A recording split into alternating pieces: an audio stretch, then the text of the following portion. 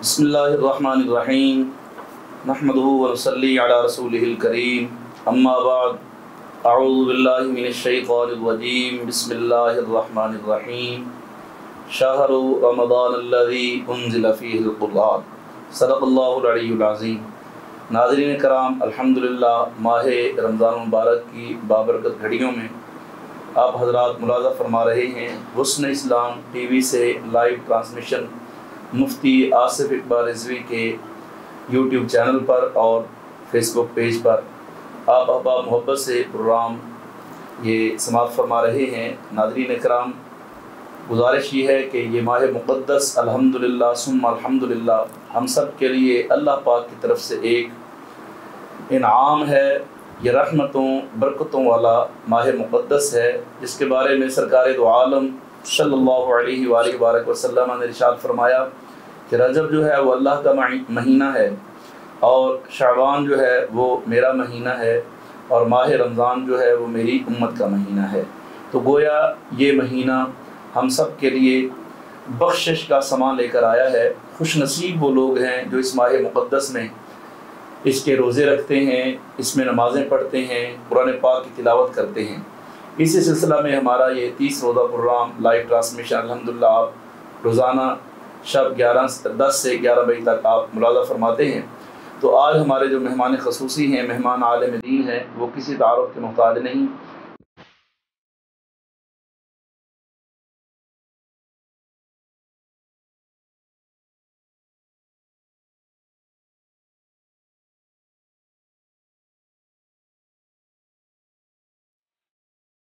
اہل سنت مجاہد ملت علامہ قاری محمد رمضان قادری عطاری صاحب، آپ حضرت ہمارے پروگرام میں تشریف لائے، ہم آپ کو خوش آمدید کہتے ہیں۔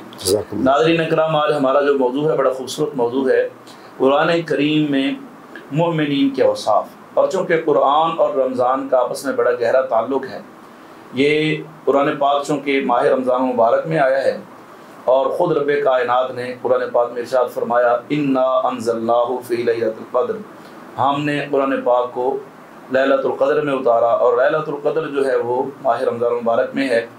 تو یہ بڑا خوبصورت موضوع ہے، آپ سنیں گے انشاءاللہ محظوظ ہوں گے۔ تو میں گزارش کروں گا قبلہ کاری صاحب سے کہ سب سے پہلے تو ہمارے ناظرین کرام کو قرآن کریم نے جو مومنین کے اوصاف بیان فرمائے ہیں، تو حضرت اس بارے میں کچھ ہمیں ارشاد فرمائیے۔ الحمدللہ رب العالمین والصلاة والسلام علی سید المرسلین، اما بعد فاعوذ باللہ من الشیطان الرجیم، بسم اللہ الرحمن الرحیم۔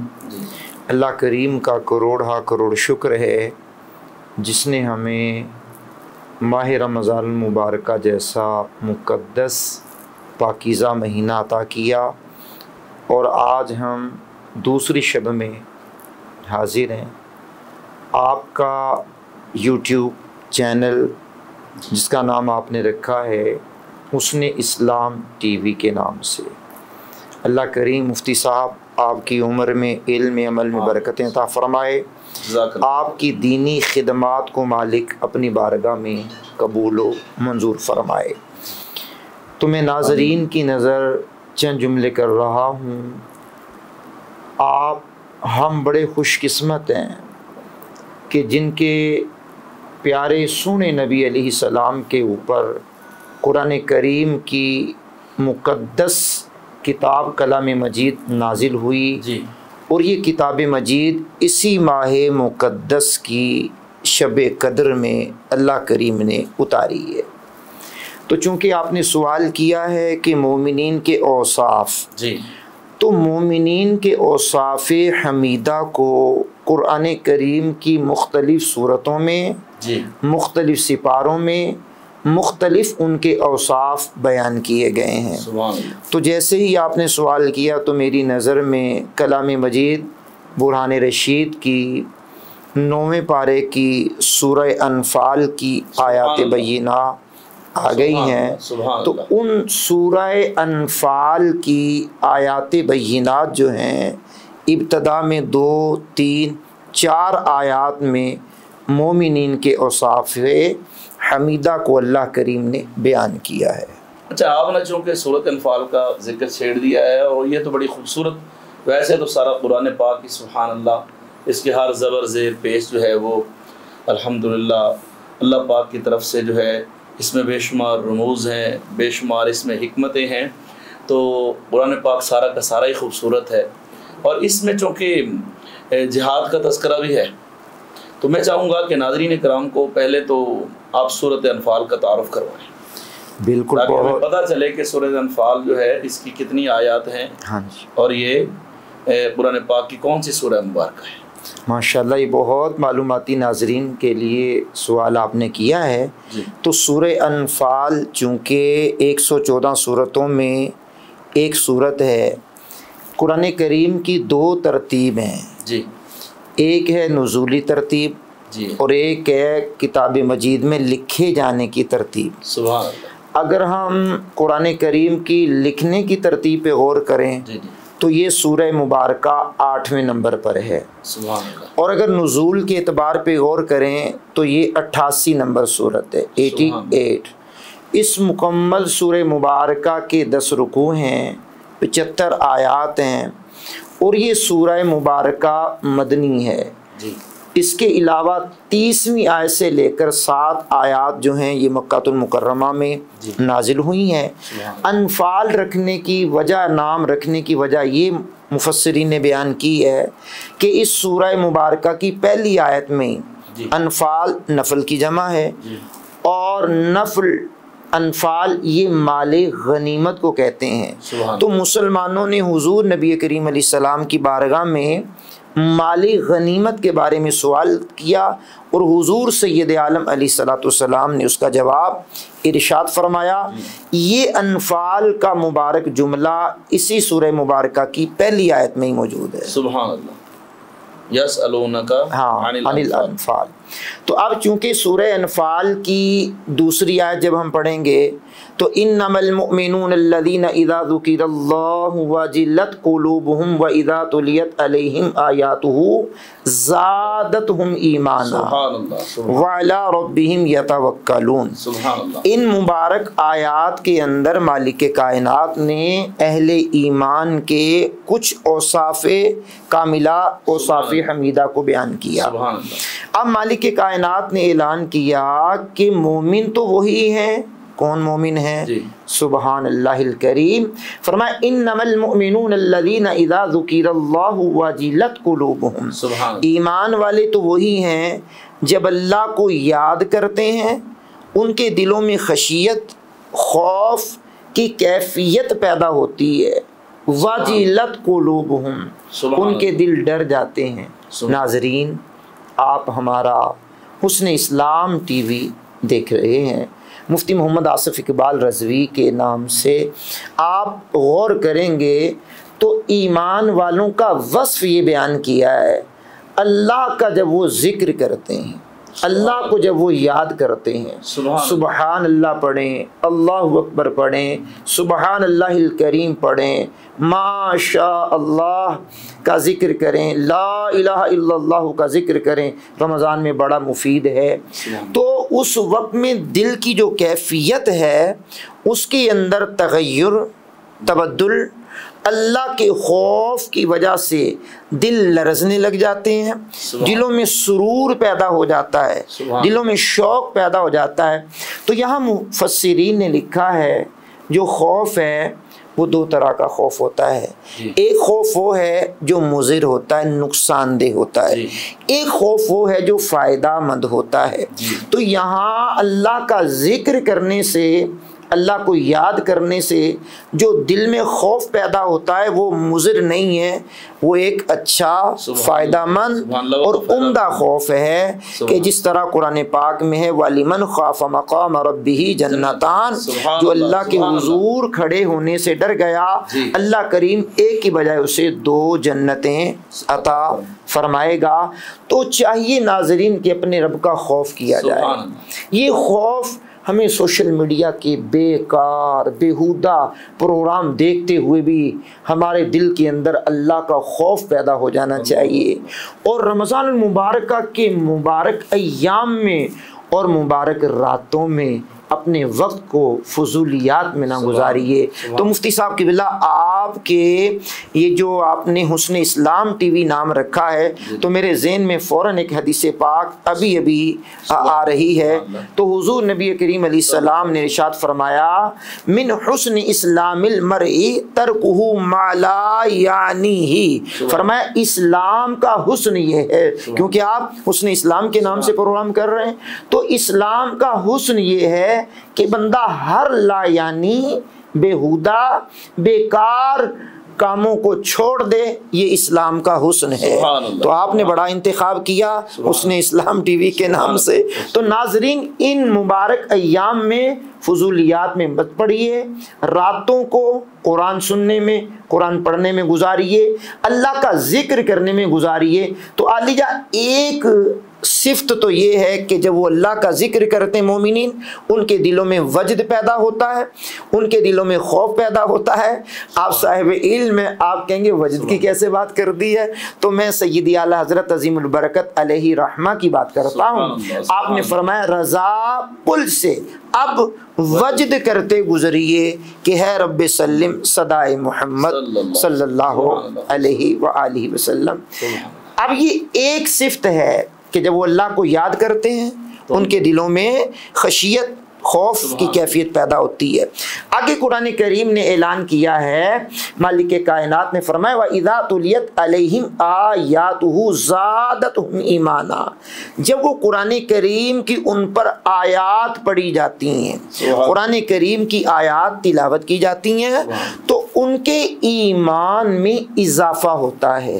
ایمان دوسری صفت ہے، ایمان میں بڑھوتی ہوتی ہے۔ اب ایمان میں بڑھوتی کا جہاں تک تعلق ہے، مفسرین کی یہ ایک تعداد ہے جنہوں نے یہ بات لکھی ہے کہ ایمان اکول رہتا ہے، ایمان ایک جیسا رہتا ہے، ایمان نہ بڑھتا ہے نہ کم ہوتا ہے، ایمان کی کیفیت میں اضافہ ہوتا ہے، جو اس کی کیفیت ہے اس میں اضافہ ہوتا ہے۔ تو میں ناظرین کے لیے ایک مثال دیتا ہوں، مرغی ہم پکاتے ہیں تو جناب کوئی پکانے والا پکاتا ہے تو اس کی لذت اتنی بہترین ہوتی ہے کہ چھوڑنے کو دل نہیں کرتا، کبھی کبھار پکانے والا پکاتا تو کھانے کو دل نہیں کرتا۔ مرغی تو وہی ہے، مسالہ جات بھی وہی ہے، ہر چیز وہی ہے، لیکن اس کے پکانے کی لذت اپنی طرف متوجہ کرتی ہے اور اپنی طرف توجہ دلا کر کے کھانے پر مجبور کرتی ہے۔ تو اب یہ ہے کہ قرآن کریم کی جب آیات پڑھی جاتی ہیں تو جو مومنین ہیں ان کے ایمان کی کیفیات میں اضافہ ہوتا ہے۔ وہ کیفیات کا اگر آپ کو اندازہ کرنا ہو تو کبھی خوبصورت لب و لہجے والا قاری قرآن جب قرآن پڑھتا ہے تو سامنے بیٹھے ہوئے ان پڑھ سے ان پڑھ بندہ جس کو دیکھ کر بھی قرآن نہیں پڑھنا آتا، اس کی آنکھوں سے آنسو چھلک رہے ہوتے ہیں اور آنسوؤں کا دریا اس کی آنکھوں سے نظر آتا ہے۔ کبھی کبھار ہم پوچھ لیتے ہیں کہ بابا جی جناب آپ کو قرآن سن کے کیا ہو رہا ہے؟ آپ کو پتہ چل رہا ہے کہ پڑھنے والا بندہ قرآن کی کون سی آیت پڑھ رہا ہے؟ کہا کوئی پتہ نہیں ہے۔ کون سا پارہ پڑھ رہا ہے؟ کوئی پتہ نہیں ہے۔ وہ کون سی آیات کیا ترجمہ؟ کہا کوئی پتہ نہیں ہے۔ تو حضور آپ کو کیا ہو رہا ہے کہ آپ کی آنکھوں سے آنسوں کی ایک جھڑی لگی ہوئی ہے؟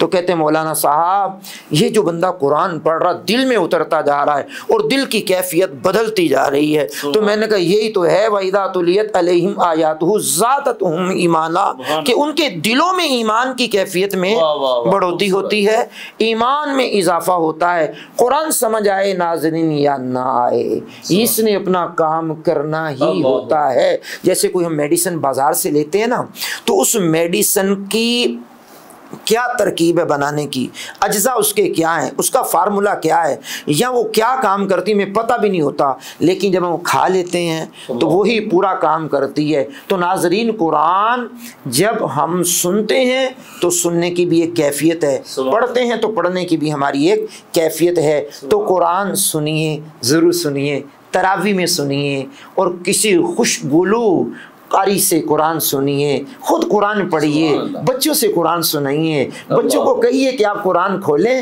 اور بیٹے ہمیں سنائیں، بیٹی آپ قرآن کھولیں ہمیں سنائیں۔ تو اس سے کیا ہوگا؟ ایمان کی کیفیت میں اضافہ ہوگا۔ یہاں آپ نے ایک بات فرمائی کہ آپ نے ذکر کیا کہ قرآن پاک سنتے ہیں تو آنکھوں سے آنسو آ جاتے ہیں، ٹھیک ہے؟ تو یہاں مجھے ایک بڑا خوبصورت واقعہ اور بڑا مشہور واقعہ میرے ذہن میں آیا کہ یہ قرآن ہی کی برکت ہے کہ صحابہ اکرام رضوان اللہ تعالیٰ علیہم اجمعین میں سے جتنے صحابہ ہیں وہ حضور علیہ السلام کے مرید ہیں، لیکن ایک صحابی ہیں جو مرید بھی ہیں اور مراد مصطفیٰ بھی، اور وہ کون ہیں؟ وہ حضرت سیدنا عمر فاروق رضی اللہ تعالیٰ عنہ۔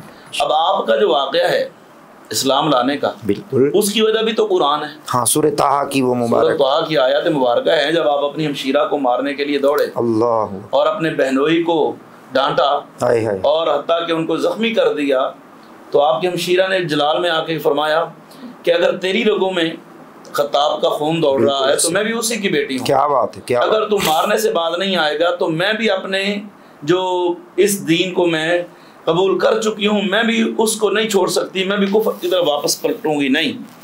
اب حضرت عمر فاروق نے جب یہ جوش و جذبہ دیکھا کہ اس قدر مارنے کے باوجود بھی میری ہمشیرہ جو ہے وہ قرآن پاک اور اس دین کی طرف راغب ہے، تو انہوں نے کہا پھر مجھے سناؤ وہ کیا ہے، مجھے سناؤ، مجھے پتہ چلے نا یہ ایسی کون سی چیز ہے اس میں جو آپ نے سن رکھی ہیں اور آپ سب کچھ چھوڑ دیا ہے۔ کیا بات۔ تو پھر انہوں نے جب قرآن پاک پڑھا، اب وہی عمر ہیں جو تلوار لے کر آئے تھے، کیا بات، نبی دو عالم صلی اللہ علیہ وآلہ وبارک وسلم کو شہید کرنے کے لیے آ رہے ہیں، اللہ، اور جو اسلام کے دشمن بن کر آ رہے ہیں، اور اب جب قرآن سنتے جا رہے ہیں تو قرآن کا لب و لہجہ انہوں نے جیسے پڑھا، اور چونکہ وہ عربی جانتے تھے، کیا بات، وہ عربی داں تھے، اور انہوں نے بڑے بڑے شاعروں کا کلام، بڑے بڑے کاہنوں کا کلام، بڑے بڑے ساحروں کا کلام سن رکھا تھا، لیکن جب قرآن پاک سنا تو دل کی دنیا بدلی، اور وہ جو دل کی کنڈیشن تھی اس میں چینج ایسی آئی کہ وہ جو اللہ کا کلام سن کر ایک انسان پر جو ہے خوف اور لرزہ طاری ہو جاتا ہے کہ یہ کسی شاعر کا کلام نہیں ہے، کسی عام بندے کا کلام نہیں ہے، تو وہ آنسوؤں کی صورت میں جب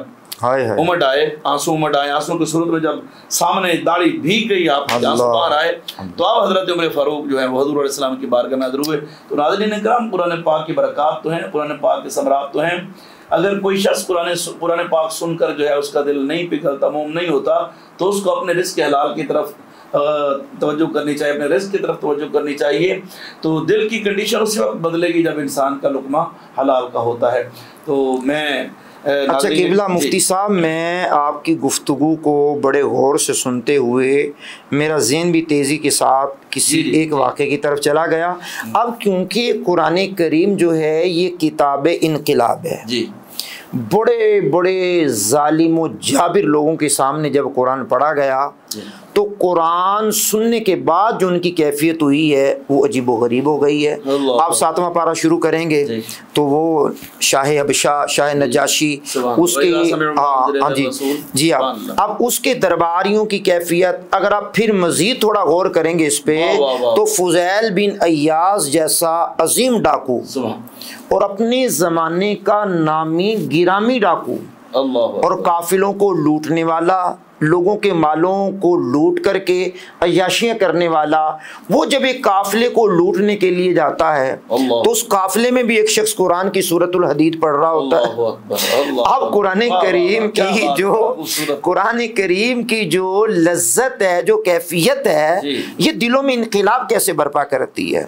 اب وہ قرآن کریم کی سورۃ الحدید اس قافلے میں کوئی پڑھ رہا ہے، الم یعن للذین آمنوا ان تخشع قلوبہم لذکر اللہ وما نزل من الحق۔ تو جب وہ اس مبارک جملے پر پہنچا ہے تو فضیل بن ایاز جو لوٹنے کے لیے گئے ہوئے ہیں اور قرآن کریم کی تلاوت سن کر دل پسیج گیا اور فوراً اپنے آپ کو ندامت کے ساتھ آہوزاری کرنے لگے کہ فضیل وہ وقت آ گیا، فضیل وہ وقت آ گیا، فضیل وہ وقت آ گیا۔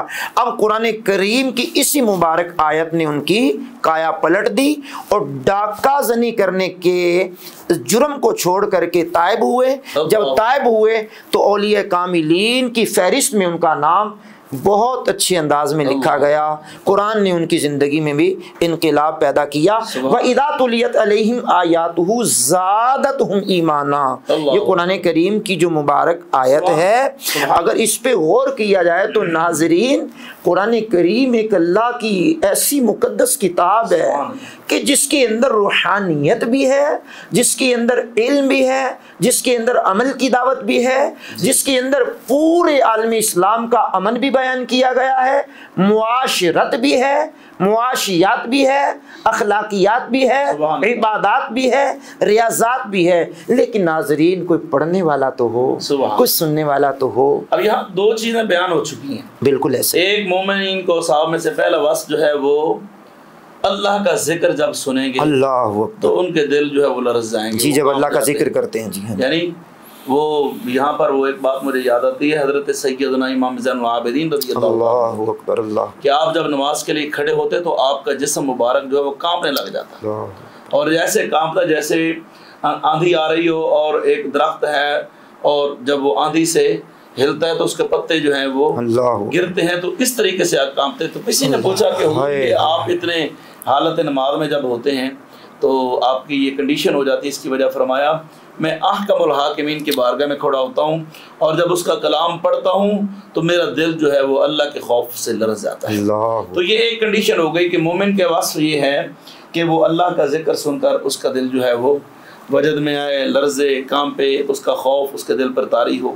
نمبر 2 کہ قرآن پاک کی جب آیات بینات مومن پر تلاوت کی جائیں تو ان کا ایمان جو ہے وہ مضبوط ہوتا ہے، کیفیت میں اضافہ، ان کی کیفیت میں اضافہ ہوتا ہے، اور یعنی قرآن پاک سن کر وہ ایمان کی طرف راغب ہوتا ہے، اس کا دل کرتا ہے کہ میں نمازی بن جاؤں، میں متقی بن جاؤں، میں پرہیزگار بن جاؤں۔ اس کے بعد یہ 2 وصف بیان ہو گئے، تو تیسرا وصف کوئی ہے؟ ہاں بالکل ہے، میرے سامنے قرآن کریم برہان رشید کی جب یہ سورہ مبارکہ کی میں تلاوت کر رہا تھا تو اس کی تفسیر پڑھ رہا تھا، تو تیسرا وصف جو مالک کائنات نے یہاں بیان کیا ہے وہ بیان کیا وَعَلَىٰ رَبِّهِمْ يَتَوَكَّلُونَ، اللہ اکبر، ایمان والوں کا جو وصف ہے وہ اپنے رب پر بھروسہ کرتے ہیں، اپنے رب پر وہ توکل کرتے ہیں، اور یہی ایک مومن کی شان ہونی چاہیے، مومن کی شان ہے قبلہ۔ حضور نبی کریم علیہ الصلوۃ والسلام کی مبارک احادیث میں سے یہ حدیث ہے کہ اگر تم پرندوں کی طرح توکل اپنے رب کی ذات پہ کر لو تو وہ تمہیں اتنا نوازے گا جس طرح پرندوں کو روزی دیتا تمہیں بھی روزی دے گا۔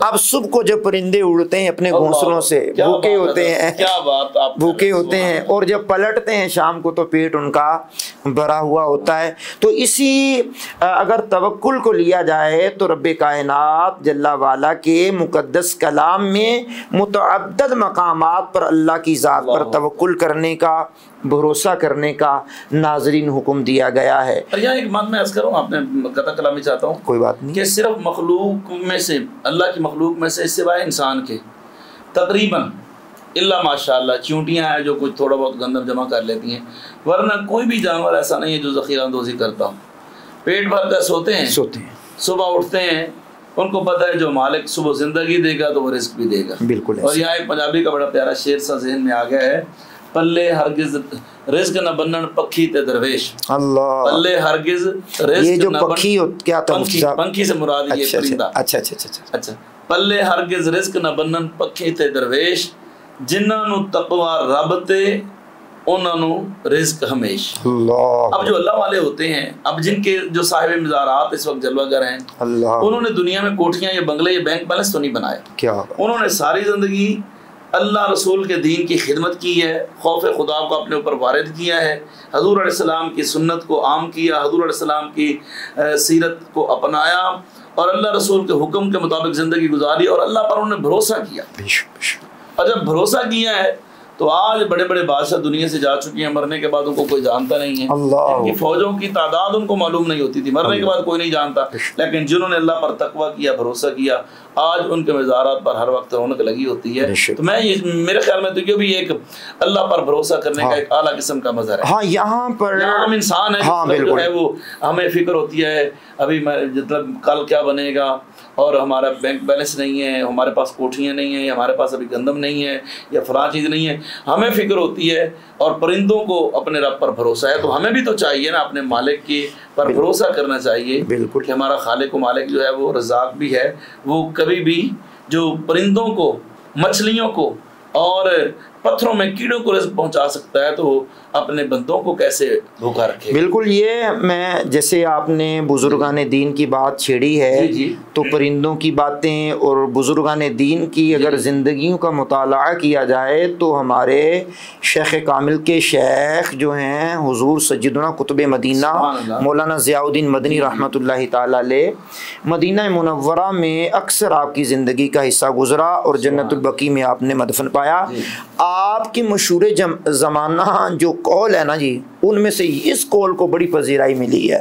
آپ فرماتے ہیں طمع نہیں، منع نہیں، جمع نہیں۔ اب یہ جمع نہ کرنا توکل کی ایک صفت ہے، تو اس پر اگر ہمارے ناظرین غور کر لیں کہ جو ہمارے پاس آیا ہے اس کو اللہ کی طرف سے عطیہ سمجھتے ہوئے گزر بسر کر لی جائے، اور جو نہیں ملا اس پر قناعت کر لی جائے کہ یہ بہت ہے میرے لیے جو مل گیا ہے، تو یہ بھی اللہ کی ذات پر نے جو میرے لیے چاہا بہتر مجھے دے دیا ہے۔ لا طمع ولا منع ولا جمع، طمع کرنا نہیں، آ گیا تو منع کرنا نہیں، اور پھر آ گیا تو اس کو جمع نہیں کرنا بلکہ رائے خدا میں۔ تو جہاں تک توکل کا تعلق ہے جی، تو یہاں امام رازی جنہوں نے تفسیر کبیر لکھی ہے 606 ہجری کے اندر جن کا انتقال ہوا ہے، تو ان کی تفسیر کبیر مشہور ہے اور بے شمار آپ نے آیات بینات کے بڑے حسن و خوبی کے ساتھ آپ نے اس کے استدلال بھی کیے ہیں اور شرح بھی تفسیر بھی کمال کی لکھی ہے۔ تو امام رازی کے حوالے سے ایک بات عرض کرتا ہوں ناظرین، ترک اسباب کا نام توکل نہیں ہے۔ ذرائع کو اپنایا جائے گا، لیکن ذریعہ اپنانے کے بعد بھروسہ اللہ کی ذات پہ کیا جائے گا۔ اب گاڑی ہے تو گاڑی کو لاک کریں گے جی، لیکن توکل اللہ کی ذات پہ کریں گے۔ آپ کہیں گے قبلہ مفتی صاحب آپ نے کیا مثال بیان کر دی، تو یقیناً ناظرین کی نظر کر رہا ہوں، حضور صلی اللہ علیہ وآلہ وسلم کی خدمت اقدس میں ایک صحابی آئے، عرض کی یا رسول اللہ علیہ السلام، میں اپنی سواری کو باندھ کر اللہ پر توکل کروں یا کھلا چھوڑ کر؟ تو فرمایا پہلے سواری کو باندھو پھر اللہ کی ذات پر توکل کرو۔ اب گاڑی کو لاک کیا، لیکن توکل اللہ کی ذات پر ہے۔ لاک چوروں کے سامنے کیا ہوتے ہیں؟ لاک بڑے بڑے چور لاک کو توڑ کر کے گاڑیاں لے جاتے ہیں۔ ناظرین جیسے ہی لاک لگائیں فوراً اللہ کی ذات پر توکل کر لیں۔ مکانات کی تعمیر کو دیکھیں کہ ہم نے اچھا مٹیریل ڈال دیا، سریا بھی اچھا ہے، بجری بھی اچھی ہے، سیمنٹ بھی اچھا ہے، لیکن ڈالنے کے باوجود بھی ہم کہتے ہیں مالک نہ تو اسے چھت کو سریے نے بچانا ہے، نہ سیمنٹ نے بچانا ہے، نہ ریت نے بچانا ہے، مالک بچانے والی تیری ذات ہے۔ اب برج بنائے، بڑے بڑے پل بنائے، اب پل بنانے کے بعد ہم نے یہ توکل کیا مالک یہ اپنی بساط کے مطابق ہم نے کام کیا ہے، لیکن بغیر ستونوں کے آسمان مالک تو نے کھڑا کیا ہے، بغیر ستونوں کے زمین کا بچھونا بچھایا ہے۔ تو توکل اللہ کی ذات پر کیجیے، ملازمت کیجیے توکل اللہ کی ذات پہ کیجیے، پڑھائی کیجیے توکل اللہ کی ذات پہ کیجیے، کاروبار ضرور کیجیے اللہ کی ذات پر توکل کیجیے۔ اب ناظرین اب یہاں پر کیونکہ رمضان المبارکہ کا ایک روزہ آپ گزار چکے ہیں، ہم دوسری شب میں داخل ہو چکے ہیں، نماز تراویح سے فراغت کے بعد آپ ہمارا حسن اسلام ٹی وی دیکھ رہے ہیں، تو اگر آپ غور کریں کہ توکل کیا ہے رب کی ذات پر، تو پھر آنے والے گاہک کو لوٹنے کا ذہن بھی ختم ہو جائے گا۔ اچھا خیر صاحب، توکل پر گفتگو ہو رہی ہے، توکل پر آپ جو ہے ماشاءاللہ خوبصورت گفتگو فرما رہے ہیں، تو قرآن پاک میں کوئی ایسا واقعہ جیسے صحابی کا ایسا کوئی واقعہ نظر میں گزرا ہو توکل کے حوالے سے، یا حدیث مبارکہ کوئی ایسی آپ کے ذہن میں آتی ہے؟ یا اس کے علاوہ یہ تو سورۃ انفال میں قرآن پاک میں یہ آپ نے ذکر فرمایا، اور یہاں ایک اور بھی ہے قرآن پاک میں اللہ پاک فرماتا ہے وَشَاوِرْهُمْ فِي الْأَمْرِ فَإِذَا عَزَمْتَ فَتَوَكَّلْ عَلَى اللَّهِ۔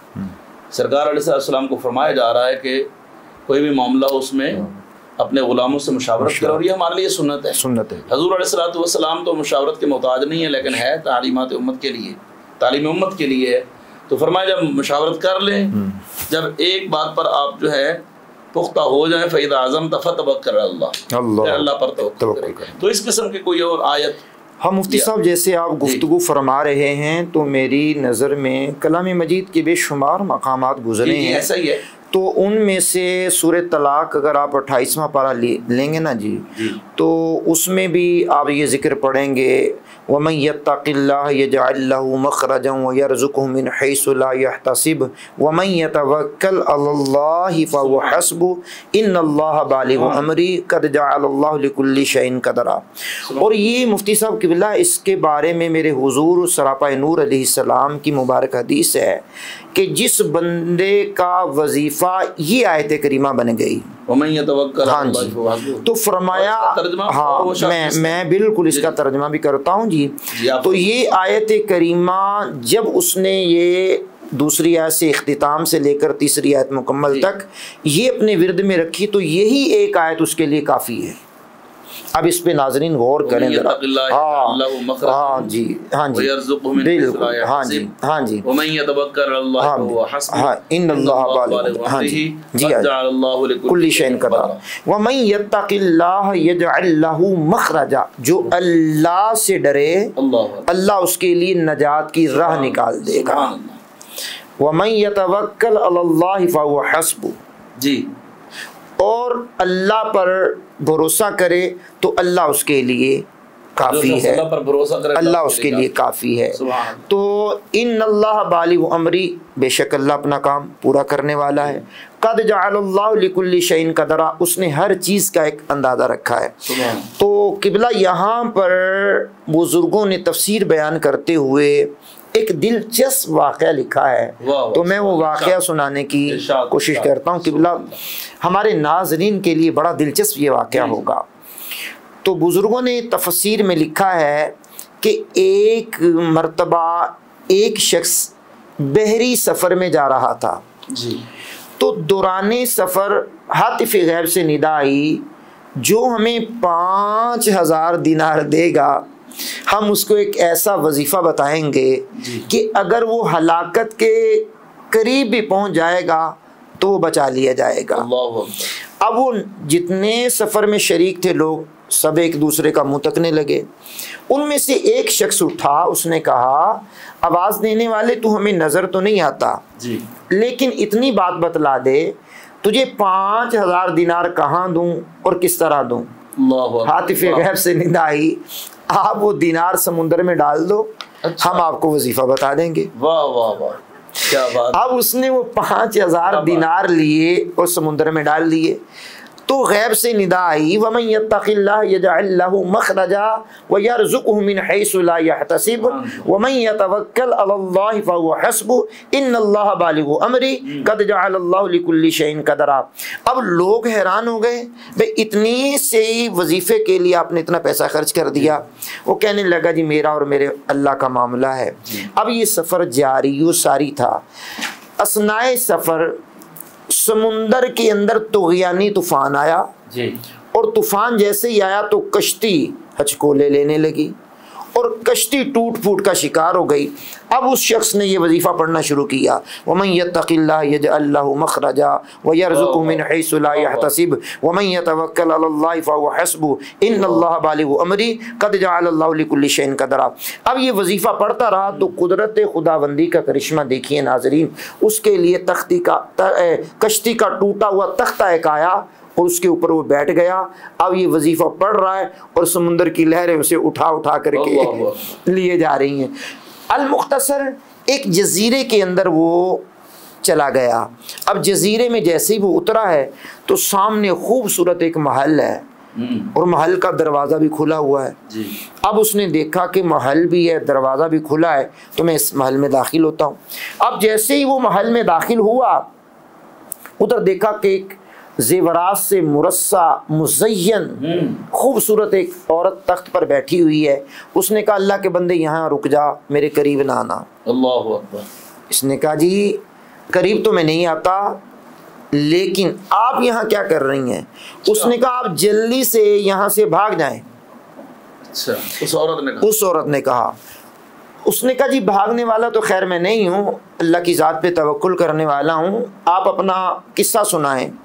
اس نے کہا اللہ کے بندے آپ یہاں سے چلے جائیں، میں بصرہ کے رہنے والے ایک تاجر کی بیٹی ہوں، ہم بھی سمندری سفر میں تھے، کوئی جن مجھے وہاں سے اچک کر کے یہاں لے آیا ہے اور 1 ہفتے کے بعد 7ویں دن آتا ہے डैश डैश डैश कुछ मेरे साथ हरकतें करता और चला जाता। आज उसके आने का दिन है, बड़ा खबीस जिन है वो। उसने अगर आपको देख लिया तो आपको नहीं छोड़ेगा, मार देगा। मुफ्ती साहब क़िबला नाजरीन के लिए बड़ा अजीब सा ये जुमला होगा। उसने कहा जी मेरे पास एक ऐसा वजीफ़ा मैं जिन को मार दूंगा। अच्छा, अल्लाह अकबर। मेरे पास एक ऐसा वजीफ़ा है मैं जिन को भी मार दूंगा। उसने कहा तो मेरी बात नहीं मान रहा। खैर यही बातें हो रही थी, वो जिन चिंगाड़ता हुआ आ गया। अब इसने वही वजीफ़ा पढ़ा, वमन यत्तक़िल्लाह यजअल लहू मख़रजा व यरज़ुक़हु मिन हैसु ला यहतसिब वमन यतवक्कल अलल्लाहि फहुव हस्बुहु इन्नल्लाह बालिग़ु अम्री क़द जअलल्लाहु लिकुल्लि शैइन क़दरा। जैसे ही उसने जिन को देखकर ये वजीफ़ा पढ़ा तो किताबों में लिखा, तफसीर में लिखा, धड़ाम से वो जिन गिरा और उसको आग लगी और जल करके वो कोयला बन गया। अब वहाँ पर मौजूद हीरे जवाहरात, सोना चांदी जितना वो लोग उठा सकते थे उठाया उस औरत ने और इस मर्द ने, और ये सारा समेटा और जजीरे के किनारे पर आए। एक कश्ती बसरा जा रही थी, उस पर बैठे बसरा पहुंचे। उनके वालिदैन ने सारा किस्सा सुन करके इन दोनों का निकाह कर दिया। उनसे फिर नेक औलादें भी पैदा हुई हैं। अल्लाह पर तवक्कुल करने का उन्हें सिला क्या मिला है। बड़ा खूबसूरत वाक़या आपने हज़रत इरशाद फरमाया। अच्छा, ये तो 3 वस्फ हो गए। नंबर 1 अल्लाह का जिक्र सुनकर, अल्लाह का जिक्र करके, हाँ अल्लाह का जिक्र करके, जिक्र खुदाबंदी से अल्लाहु अकबर, एक अपने आप पर कैफियत तारी हो जाना, अल्लाहु अकबर, अल्लाहु अकबर हो जाना। बेशक बेशक। नंबर 2 कुरान पाक की तिलावत सुनना, बेशक, और इससे भी मोमिनीन के ईमान में इजाफा, मतलब कैफियत में इजाफा होता है। अब तीसरा के जो मोमिन का वस्फ है वो ये है कि वो हमेशा अपने रब की ज़ात पर भरोसा करता है। ना उसको उसका भरोसा तलवार पर होता है, न तीर पर होता है, न नेज़े पर, न भाले पर। और यही वजह है कि इसी माह मुक़द्दस में जो जंग बर्पा हुई है, जो इस्लाम का पहला ग़ज़वा बदर है, तो वहाँ हज़ारों की तादाद, 1000 से ज़्यादा लोग मौजूद हैं और यहाँ 313 हैं। उनके पास हर एक के पास हर किस्म का हथियार मौजूद है और यहाँ इनके पास हथियार तक नहीं है। कुछ तलवारें हैं, कुछ नेज़े हैं और बकिया खाली हाथ हैं, और न खाने पीने का सामान है और न जंगी औजार हैं। उसके बावजूद न कोई लोहे के लिबास है, न सर पे लोहे की टोपी है। और ये सहाबा इकराम ने अल्लाह पर भरोसा किया, हुज़ूर अलैहिस्सलाम की ग़ुलामी में आए, और फिर ज़माने ने देखा कि उनके 70 मारे गए, 70 कैद हुए और वो ज़लील रुसवा हुए। तो ये भरोसा की एक आला तरीन मिसाल है। ये 3 वस्फ़ हैं। इसके आगे चलिए जनाब।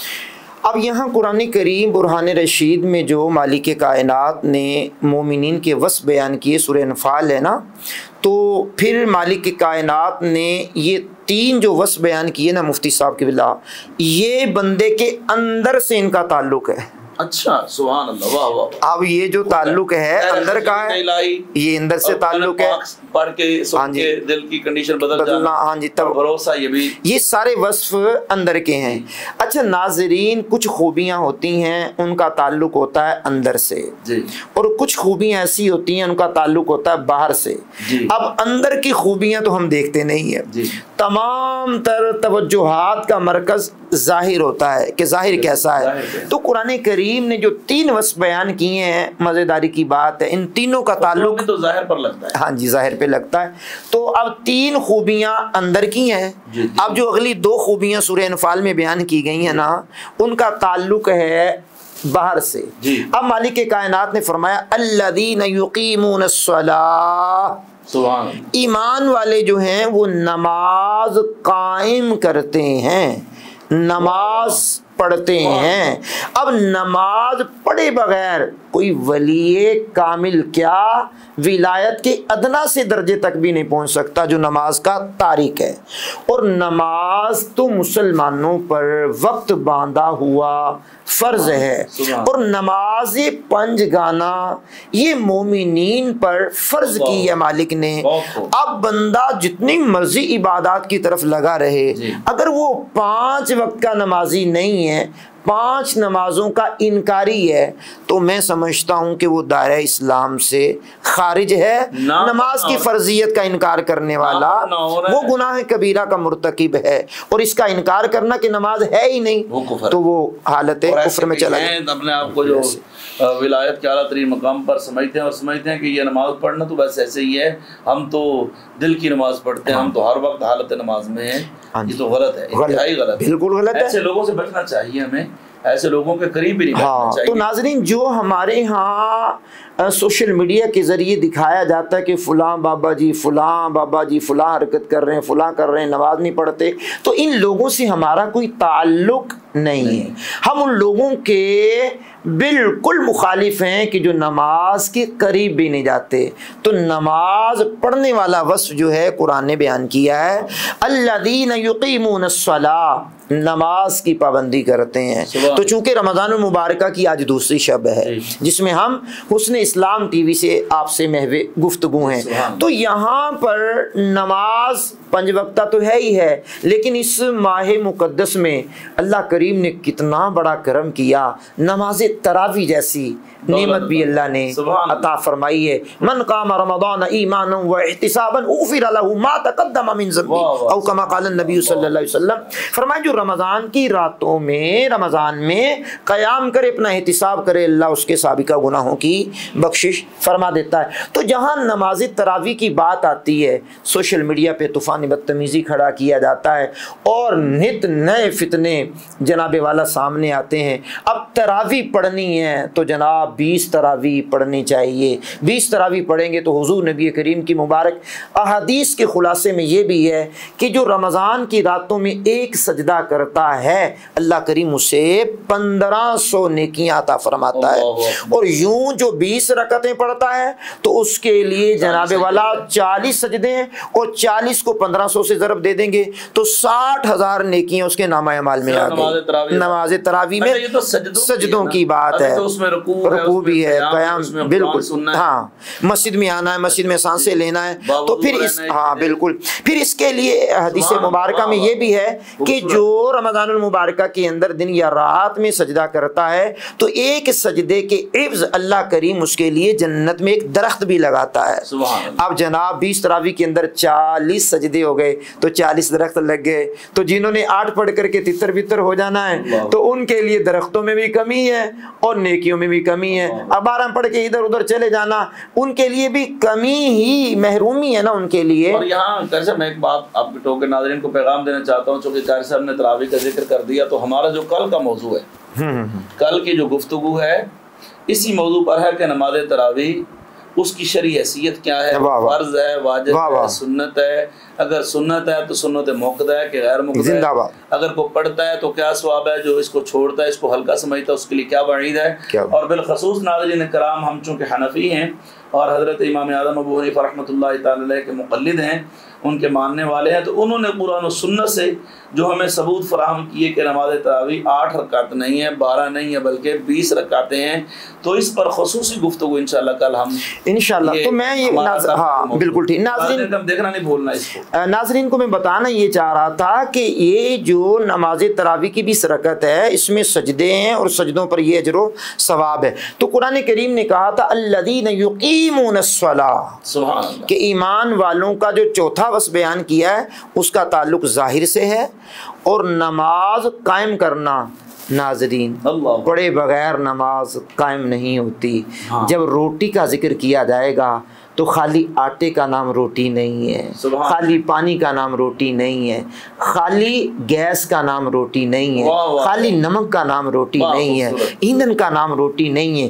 تمام تر لوازمات پائے جائیں گے، پھر آٹے کے اندر پانی ڈالا جائے گا، نمک ڈالا جائے گا، گوندا جائے گا، پیڑا بنا کر پھر اس کو جناب والا روٹی کی شکل میں ڈال کر کے توے کے اوپر ڈال کر کے پھر ایندھن جلا کر کے پھر وہ روٹی بنے گی. تو ناظرین جو لوگ کہتے ہیں بغیر قائم کیے ہی ہماری نماز قائم ہے، بغیر پڑھے ہی قائم ہے، تو جناب حضور نبی کریم کی بھی بغیر پڑھے قائم ہونی چاہیے تھی، پھر صحابہ کرام کی، اہل بیت کی، پھر کربلا کے تپتے ہوئے صحرا میں اگر بغیر پڑھے قائم ہوتی تو جناب سیدنا امام علی مقام سید الشہداء امام علی مقام امام حسین کی قائم ہوتی۔ انہوں نے بھی تیمم کر کے کربلا کے ٹبوں میں سجدہ کیا ہے۔ تو ناظرین، اہل بیت اطہار ہوں یا جناب صحابہ کرام علیہم الرضوان ہوں، ساری زندگیاں انہوں نے نمازیں پڑھ کر بتایا ہے کہ نماز پڑھے بغیر قائم نہیں ہے۔ پھر جناب یہ سوال ہوتا ہے کہ پڑھنے کا ذکر کہاں ہے؟ تو میں نے کہا جناب قرآن کریم کی سب سے چھوٹی لفظوں کے اعتبار سے جو صورت ہے، بسم اللہ الرحمن الرحیم، انا اعطیناک الکوثر فصل لربک وانحر۔ تو یہاں پر اللہ نے حکم دیا ہے کہ نماز پڑھو اور قربانی کرو، تو یہااں پر بھی ہے ہاں اپنے رب کے لیے نماز پڑھیے۔ تو مطلب بات ہو گئی اس پر کہ جو نماز پڑھنا ہے یہ بھی مومنین کا وصف ہے۔ بالکل۔ اب اگر کوئی شخص نماز کو ہلکا جانتا ہے تو کفر ہے، اور اگر مطلق انکار کرتا دار اسلام سے خارج، اور اگر نہیں پڑھتا تو گناہ کبیرہ کا مرتکب ہے، جب تک وہ توبہ نہ کرے اور نماز پڑھنا شروع نہ کرے اور پچھلی نمازوں کی قضا نہ کرے، چونکہ یہ ایسا قرض ہے جو کس صورت میں معاف نہیں ہے۔ اب وہاں تک تو بات کلیئر ہو گئی۔ اسی آیت مبارکہ میں جو اگلا جملہ ہے وہ ہے وَمِمَّا رَزَقْنَاهُمْ يُنْفِقُونَ۔ بالکل۔ تو اب یہ بھی مومنین کا وصف ہے کہ اللہ پاک نے جو ان کو دیا۔ اب قرآن پاک کی جو بڑی سورہ، آپ نے چھوٹی سورت کا ذکر کر دیا، ساتھ میں بڑی کا ذکر کر دیتا ہوں، وہ ہے سورۃ بقرہ۔ اب اس میں جو حکم ربی ہے کہ الذین یؤمنون بالغیب، یہ بھی وصف ہو گیا، یہ بھی وصف ہو۔ چلے میرے ذہن میں بات آ گئی، یہ بھی وصف ہے کہ مومن کیا ہیں؟ وہ غیب پر یقین رکھتے ہیں۔ جنت دیکھی نہیں ہے مانتے ہیں، دوزخ نہیں دیکھی ہمارا ایمان ہے، فرشتے نہیں دیکھے پاس بیٹھے ہیں کندھوں پر بیٹھے ہیں، اس کے باوجود ہم ان کو مانتے ہیں۔ یعنی جو چیز اللہ نے ہماری آنکھوں سے چھپائی ہے وہ غیب ہے، اس پر مومن کا ایمان ہونا چاہیے۔ اور اللہ پاک کی ذات کو ہم نے نہیں دیکھا، لیکن حضور علیہ السلام نے فرمایا تو ہم نے مان لیا ہمارا اللہ ہے، ہم اس کے بندے ہیں، اور وہ اپنی شان کے مطابق جو اپنے بندوں کے ساتھ سلوک فرماتا ہے۔ اب یہاں الذین یؤمنون بالغیب ویقیمون الصلاۃ، بات وہی نماز کو قائم کرنے کی۔ آگے فرمایا ومما رزقناہم ينفقون، اور یہ جو آیہ مبارکہ پر آپ گفتگو فرما رہے ہیں کہ مومن کی شان یہ ہے کہ الذین یقیمون الصلاۃ ومما رزقناہم ينفقون، اور یہاں بھی ومما رزقناہم ينفقون۔ اور یہاں جو بات اللہ تعالیٰ بتانا چاہتا فرمانا چاہتا وہ یہ ہے، اللہ فرماتا ہے اس میں سے مومن خرچ کرتے ہیں جو ہم نے ان کو دیا۔ یعنی ہمارے پاس ہمارا کچھ نہیں ہے، کچھ بھی نہیں، ہمیں جو دیا ہے ہمارے رب نے دیا ہے۔ تو کیا وجہ ہے کہ ہمارے پاس ہمارا ہے ہی نہیں، جو دیا ہمارے رب نے دیا ہے، تو ہم اپنے رب کے دیے وہ میں سے خود کھاتے ہیں، تو اسی کے نام پر جب دینا پڑے تو ادھر بھی خرچ کرنا چاہیے۔ بالکل۔ تو اس پر تھوڑا سا کلام فرمائیں نا صاحب، جیسے قرآن کریم میں ہے نا وَمِمَّا رَزَقْنَاهُمْ يُنْفِقُونَ، کہ ہمارے دیے ہوئے رزق میں سے ہماری راہ میں خرچ کرتے ہیں۔ جی، چونکہ ہمارے جو پاکستان کا اکثر حصہ ہے وہ دیہی علاقوں سے تعلق رکھتا ہے، دیہی زمین، دیہاتی رقبے ہیں ہمارے، اور ہمارے ملک میں ظاہری بات ہے جو فصلوں کی پیداوار ہوتی ہے زیادہ ہوتی ہے، تو اگر ہم ان کسانوں کی معیشت جو ہے وہ اچھا، اب اگر ہم مفتی صاحب قبلہ سادہ سے، کیونکہ ہمارے حسن اسلام ٹی وی پر سادہ عوام بھی بیٹھی ہوگی اور پڑھے لکھے لوگ بھی ہوں گے، تمام مکاتب فکر کے لوگ بھی ہوں گے، تو اگر ہم جو ہے اس بالکل سمپل سی ایک آپ کو میں مثال پیش کروں کہ جب کسان بیج لے کر کے آتا ہے نا جی، تو وہ بیج جب اپنی زمین میں ڈالتا ہے تو یہ کیونکہ ہماری والدہ محترمہ کا تعلق بھی دیہات سے ہے، تو ماموں جان وغیرہ بھی یہی زرعی کام کرتے ہیں، رقبے میں کھیتوں وغیرہ کا کام کرتے ہیں، تو ان کی یہ عادت ہم نے دیکھی ہے کہ جب بیج ڈالتے ہیں بعد میں یوں اپنا وہ پلہ جھاڑتے ہیں۔ اب وہ جھاڑنے کی کیفیت تو بچپن سے میرے ذہن میں نقش ہے، لیکن جب میں پڑھ رہا تھا تو میرے ذہن میں یہ مثال آئی کہ وہ کہتے ہیں مالک جو ہمارے پاس تھا ہم نے جھاڑ دیا، اللہ اکبر، ہمارا دامن خالی، ہمارا دامن خالی جو ہمارے پاس تھا اور یہ دے دیا ہے۔ ہاں، توکل کی بھی مثال ہے۔ اب پھر وہ مالک کائنات نے، کیونکہ یہاں بات ہو رہی جو ہم نے دیا ہے نا، ہم تو چھوڑ کر کے آ گئے، اب زمین دوز ہو گیا، وہ دانا، وہ جو بیج ہے زمین کے اندر چلا گیا، اب زمین پر، زمین سے اس کو ننھی سی کونپل کس نے بنایا؟ اللہ نے، اور سورج نے کام کیا، چاند نے کام کیا، روشنی نے کام کیا، ہوا نے کام کیا، زمین نے کام کیا. اب پھر وہ ننھی سی قوم پر پھر قرآن کریم اگر ہم پڑھیں گے تو پھر اس پہ 7 بالیں، ہر بال میں 100 دانے. واللہ یضاعف لمن یشاء، اللہ چاہے تو اس سے بھی زیادہ بڑھا دے. تو فرمایا وَمِمَّا رَزَقْنَاهُمْ يُنْفِقُونَ، جو ہم نے روزی دی ہے، ہم کہاں ہیں روزی کمانے کے قابل؟ اگر ہم نے اپنے ذہن سے کمایا تو ذہن کس نے دیا ہے؟ مالک نے. اگر ہاتھوں سے کمایا تو ہاتھ کس نے دیے ہیں؟ اگر آنکھوں کے ذریعے دیکھ کر کے ہم نے سیکھا تو آنکھیں کس نے دی ہیں؟ تو یہ سارا کچھ جب ہے ہی مالک کا تو اس کی بارگاہ میں دیا جائے. اب رمضان المبارکہ ہے، وَمِمَّا رَزَقْنَاهُمْ يُنْفِقُونَ پہ غور کریں گے تو قرآن کریم مطالبہ کرتا ہے کیا؟ فرمایا کہ نماز پڑھنے کے ساتھ ساتھ زکوٰۃ بھی ادا کرو. ارکان اسلام میں ایک وصف ہے زکوٰۃ کا. تو خیر میں اس کے تفصیلی مسائل تو نہیں بیان کرتا، ویسے بھی جہاں نماز کا ذکر ہے تو ساتھ زکوٰۃ. ہاں تقریباً 36 مقامات تقریباً میری نظر سے گزرے ہیں کہ جہاں نماز کے ساتھ ساتھ زکوٰۃ کا بھی، زکوٰۃ کا بھی ذکر کیا. اور زکوٰۃ کی ڈیٹیل میں تو خیر میں نہیں جاؤں گا، لیکن ناظرین اتنی بات بتاؤں گا آپ کو کہ یہ زکوٰۃ یہ ارکان اسلام میں سے ایک رکن ہے. تو کبھی بھی زکوٰۃ اللہ کی راہ میں دیتے ہوئے دل میں تنگی پیدا نہ کیجیے. 2.5% جو بنتا ہے، جو 40واں حصہ بنتا ہے، جو 100 روپے میں 2.5 روپے، 1000 روپے میں 2500 روپے، 1 لاکھ میں جناب والا 2500 روپے اللہ کی راہ میں نکالنے ہیں تو غربا کو بھی دیجئے، رشتہ داروں کو بھی دیجئے، ہمسایوں کو بھی دیجئے، یتیموں فقیروں کو بھی دیجئے، اور اپنے دینی ادارے ان کو بھی لازمی طور پر یاد رکھیے گا. تو خیر اس کا الگ سے آپ کا ٹاپک ہوگا، اللہ خیر کرے. وَمِمَّا رَزَقْنَاهُمْ يُنْفِقُونَ، فرمایا جو ہم نے روزی دی ہے نا، جو ہم نے رزق دیا ہے تو اس کو ہماری راہ میں یہ مومن کا وصف ہے، اور اس کا تعلق بھی ظاہر سے ہے. یہ 2 خوبیاں اس کا تعلق ظاہر سے ہے، وہ 3 خوبیوں کا تعلق اندر سے ہے. اب مزیداری کی بات بتاؤں، یہ پنجتن پاک کی برکت سے 5 باتیں ہو گئیں. پنجتن پاک کی برکت سے 5 باتیں. اب 6ٹھا مالک نے سرٹیفکیٹ جاری کیا ہے، سند جاری کی ہے. اب میں اس کو یوں ہی بات کرتا ہوں کہ سند جاری کی ہے.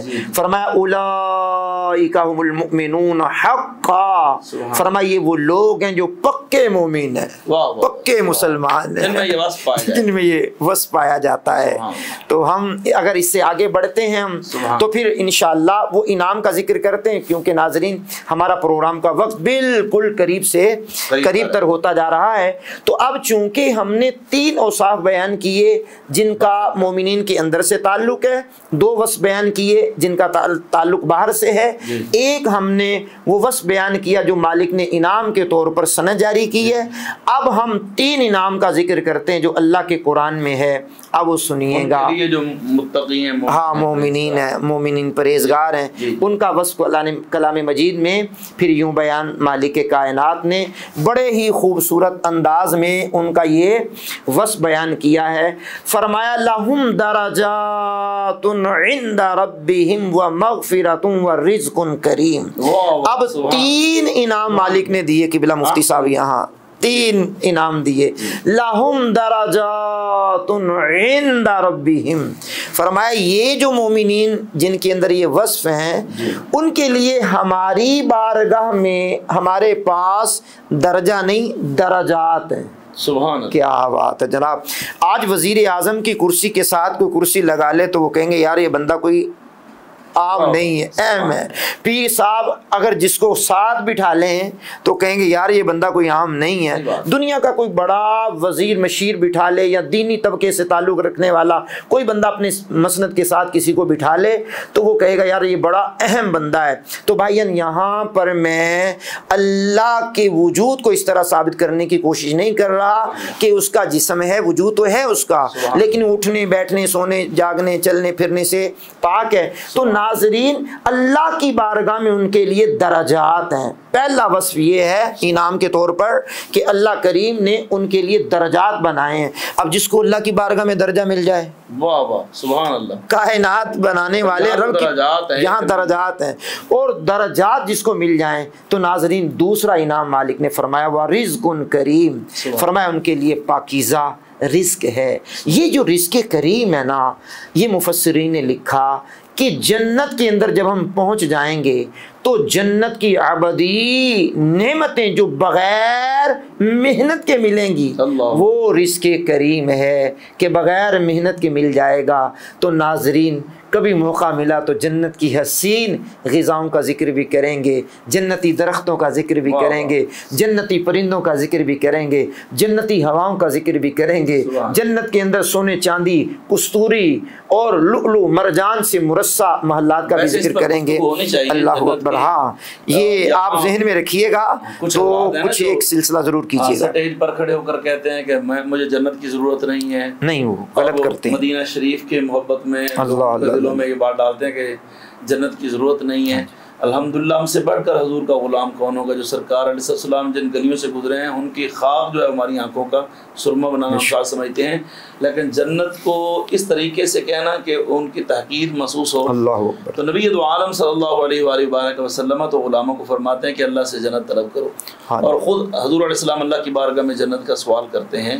تو یہ جنت کی طلب رکھنا یہ تو سنت مصطفیٰ ہے، حضور علیہ السلام کی سنت مبارکہ ہے۔ چہ جائے کہ وہ لوگ جو جنت کا مذاق اڑاتے ہیں، ہمارے علماء کرام نے اس کو سخت منع کیا۔ حضور نے جو شعبان المعظم کے آخری دن خطبہ دیا ہے تو اس میں آخر کی جو 4 باتوں کی کثرت کرنے کا حکم فرمایا ہے، تو اس میں یہ بات ہے کہ جنت کی طلب کرو، سبحان اللہ، اور جہنم سے پناہ مانگو۔ اور یہاں یہ حدیث مبارکہ بھی ہے کہ نبی پاک علیہ السلام نے ارشاد فرمایا ماہ مقدس میں 4 چیزیں ہیں، ہاں جی، 1 2 ہیں جن کو جو تمہارے لیے ضروری ہیں، اور 2 وہ ہیں جن کے بغیر تم بے نیازی نہیں ہے، ہاں تم ان کے بغیر رہ نہیں سکتے۔ ایک یہ ہے کہ لا الہ الا اللہ، رمضان شریف، ہاں جی، ہاں جی، لا الہ الا اللہ یعنی کلمہ طیبہ کی کثرت، اور دوسرا استغفار۔ اور 2 چیزیں جنت کی طلب، ہاں جن سے تمہیں بے نیازی نہیں ہے، بے نیازی نہیں ہے، اور کیا ہے؟ جنت، ہاں جی، اور جہنم سے پناہ جی۔ تو مومن کی تو شان یہ ہے کہ وہ اللہ کا ذکر کرے، اللہ سے استغفار کرے، اللہ کی بارگاہ میں استغفار کرے، اور جنت کا اللہ سے سوال کرے، اور جہنم سے پناہ مانگے۔ اور یہ ماہ مقدس تو ہے ہی جہنم سے پناہ مانگنے والا مہینہ۔ چلے ناظرین، ہم اپنی گفتگو کو اختتامی مراحل تک پہنچانے کے لیے 2 انعامات کا ہم ذکر کر چکے ہیں، لہم درجات عند ربہم ومغفرہ۔ تو فرمایا ومغفرہ، یہ جو مغفرت ہے نا، فرمایا بعض مومنین ایسے ہوتے ہیں کوئی ان سے خطا ہو جاتی ہے جب، تو مالک کائنات ان کی خطاؤں کو بخش دیتا ہے، معاف کر دیتا ہے، یہ بھی اس کا انعام ہے۔ ورزق کریم، تو فرمایا ان کے لیے رزق کریم ہے۔